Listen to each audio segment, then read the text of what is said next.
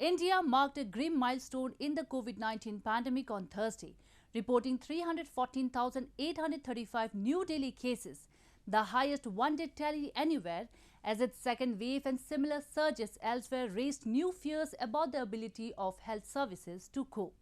India's total cases are now at 15.93 million. India reported on Thursday 314,835 new cases of the coronavirus over the previous 24 hours, the highest daily increase recorded anywhere, as its second wave and similar surges elsewhere in the world raised new fears about the virus. India's total cases are now at 15.93 million, while deaths rose by 2,104 to reach a total of 184,657. Hospitals across northern and western India, including capital New Delhi, have issued notices to say they have only a few hours of medical oxygen required to keep COVID-19 patients alive.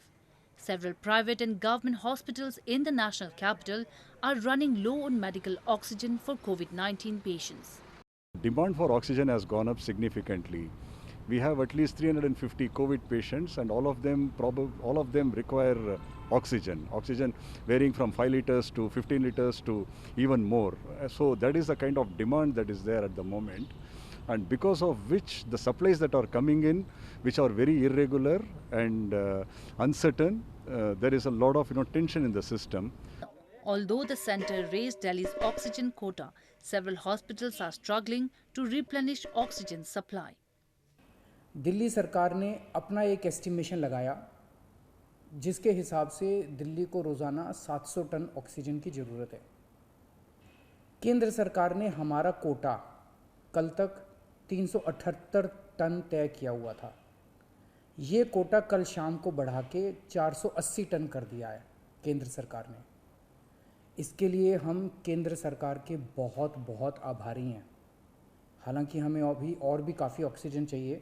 India has launched a vaccination drive, but only a tiny fraction of the population has had the shots. Authorities have announced that vaccines will be available to anyone over the age of 18 from May 1, but India won't have enough shots for the 600 million people who will become eligible, experts say.